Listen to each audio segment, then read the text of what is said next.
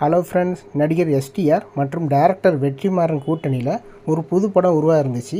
ஆனால் இந்த படம் இப்போ ட்ராப் ஆகிருக்கு. இதுக்கு எஸ்டிஆர் என்ன முடிவு எடுத்துருக்காருங்கிறத இந்த வீடியோவில் டீட்டெயிலாக பார்ப்போம். நடிகர் எஸ்டிஆர் மற்றும் டைரக்டர் வெற்றிமாறன் கூட்டணியில் வடசென்னையை மையப்படுத்தி ஒரு புது படம் சில வாரத்துக்கு முன்னாடி தொடங்கினாங்க.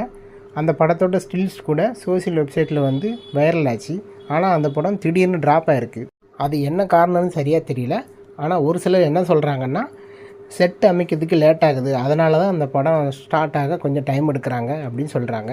இன்னும் சிலர் என்ன சொல்கிறாங்கன்னா, நடிகர் எஸ்டிஆர் தயாரிப்பாளரிடம் தன்னோட சம்பளத்தை உயர்த்தி கேட்டிருக்காரு. எஸ்டிஆருக்கும் தயாரிப்பாளருக்கும் பேச்சுவார்த்தை போயிட்டுருக்கு, அதனால தான் இன்னும் தொடங்கலைன்னு சொல்கிறாங்க. இதே போல் கலைப்புலி தானு அவர்கள் தான் இந்த படத்தை தயாரிக்கதா இருந்துச்சு.